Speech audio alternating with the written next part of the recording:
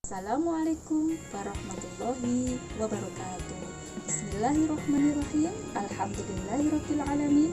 Wassalatu wassalamu ala asrafil anbiya wal mursalin Sayyidina wa maulana Muhammadin wa ala alihi wa sahbihi ajma'in. Halo, hai anak-anakku kelas 8. Bagaimana kabarmu? Kira harap kalian tetap sehat dan semangat dalam belajar. Baiklah, walaupun tetap kalian belajar dari rumah, tetap semangat dan semangat. Oke, anak-anak, seperti biasanya sebelum pembelajaran kita mulai, mari kita berdoa bersama-sama. Bismillahirrahmanirrahim. Rabbi zidni ilma warzuqni fahma waj'alni minas sholihin. Rabbi shrahli sadri wa yassirli amri wahlul 'uqdatam min lisani yafqahu qawli birahmatika ya arhamar rahimin. Amin.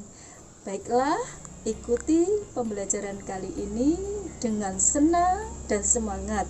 Kita mempelajari hari ini di bab yang ke-8 dengan tema meneladani sifat-sifat mulia para rasul Allah Subhanahu wa ta'ala. Oke anak-anak, persiapkan buku tulismu untuk mencatat materi, dan Kiram harap kalian juga mencari sumber-sumber lain ya. Baik, kita mulai. Ikuti pembahasan berikut. Judul bab 8, meneladani sifat-sifat mulia para rasul Allah Subhanahu wa ta'ala. Yang kita bahas adalah pengertian iman kepada rasul. Nah, iman kepada rasul berarti mengandung maksud meyakini dengan sepenuh hati bahwa Allah Subhanahu wa ta'ala telah mengutus para rasulnya untuk menyampaikan wahyu kepada umatnya. Oleh sebab itu, kita wajib mempercayai dengan sepenuh hati terhadap kerasulan para utusan Allah tersebut, sebagai firman-Nya dalam surat Ali Imran ayat 164 sebagai berikut. Bismillahirrahmanirrahim. Laqad mannallahu 'alal mu'minina idh ba'atsa fihim rasulan min anfusihim yatlu 'alaihim ayatihi wa yuzakkihim wa yu'allimuhumul kitaba wal hikmah wa in kanu min qablu lafi dhalalin mubin. Shadaqallahul 'adzim. Selanjutnya, tugas-tugas para rasul di muka bumi ini adalah sebagai berikut. 1. Sebagai pembawa ajaran tauhid yang benar, yakni mengesahkan Allah dan meluruskan kembali ajaran tauhid yang sesat di kalangan kaumnya. 2. Sebagai pembawa kabar gembira bahwa hamba-hamba Allah yang taat kelak akan mendapatkan balasan kebaikan di surga. 3. Sebagai pemberi peringatan bahwa manusia yang ingkar, berbuat kejahatan, maksiat, dan menganiaya akan mendapatkan balasan di neraka. 4. Membina kehidupan manusia agar menerapkan akhlak yang mulia. Anak-anakku, kalian pasti sudah tahu bahwa para rasul adalah utusan Allah.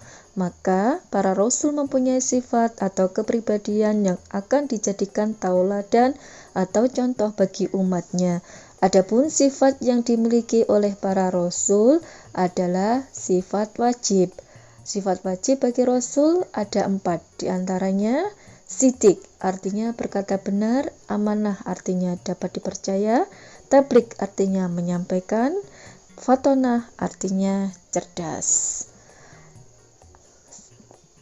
Sifat mustahil bagi para rasul ini artinya sifat yang tidak mungkin dimiliki oleh para rasul.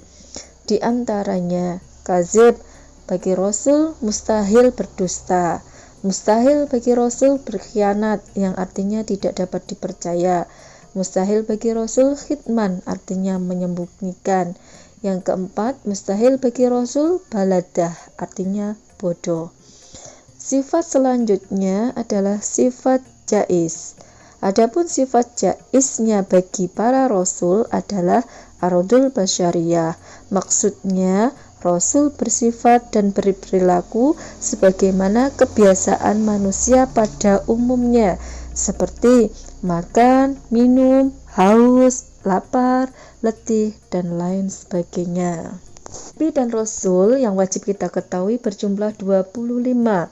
1. Nabi Adam alaihissalam, 2. Nabi Idris alaihissalam, 3. Nabi Nuh alaihissalam, 4. Nabi Hud alaihissalam, 5. Nabi Shaleh alaihissalam, 6. Nabi Ibrahim alaihissalam, 7. Nabi Lut alaihissalam, 8. Nabi Ismail alaihissalam, 9. Nabi Ishaq alaihissalam, 10. Yakub alaihissalam, 11. Nabi Yusuf alaihissalam, 12. Nabi Ayub alaihissalam, 13. Nabi Shu'aib alaihissalam, 14. Nabi Musa alaihissalam, 15. Nabi Harun alaihissalam, 16. Nabi Zulkifli alaihissalam, 10. Nabi Daud alaihissalam, 18. Nabi Sulaiman alaihissalam, 19. Nabi Ilyas alaihissalam, 20. Nabi Ilyas alaihissalam, 21. Nabi Yunus alaihissalam, 22. Nabi Zakaria alaihissalam, 23. Nabi Yahya alaihissalam, nomor 24. Nabi Isa alaihissalam, 25. Nabi Muhammad sallallahu alaihi wasallam. Anak-anak, di antara 25 Nabi dan Rasul yang wajib kita ketahui tersebut, ada 5 Rasul yang diberi gelar Ulul Azmi, yang artinya orang-orang yang memiliki keteguhan hati dalam menghadapi cobaan dari Allah Subhanahu wa Ta'ala. Adapun 5 Rasul tersebut adalah 1. Nabi Nuh alaihissalam, 2. Nabi Ibrahim alaihissalam, 3. Nabi Musa alaihissalam, 4. Nabi Isa alaihissalam, dan 5. Nabi Muhammad sallallahu alaihi wasallam.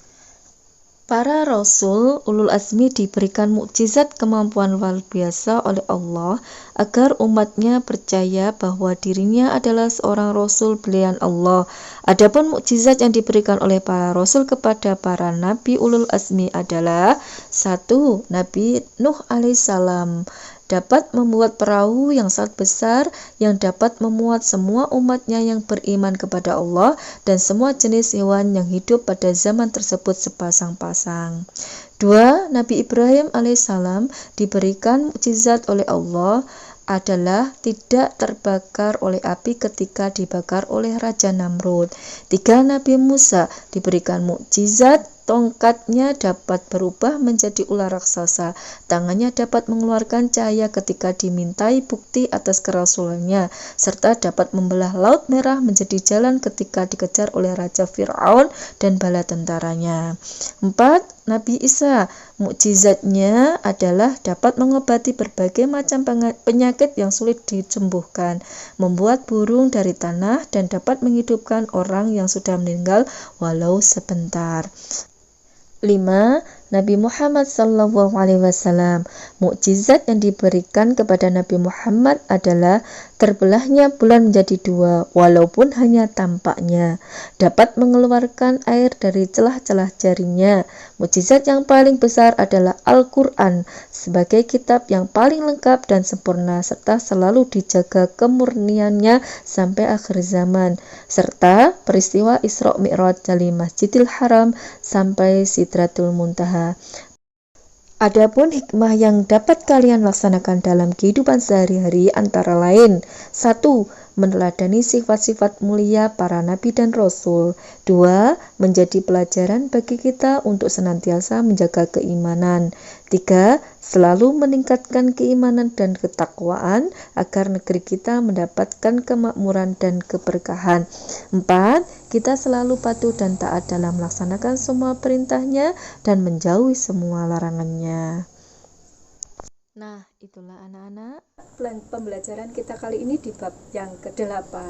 Bukirom harap kalian mencari sumber-sumber yang lain. Semoga pembelajaran kali ini bisa membawa manfaat dan barokah pada kalian.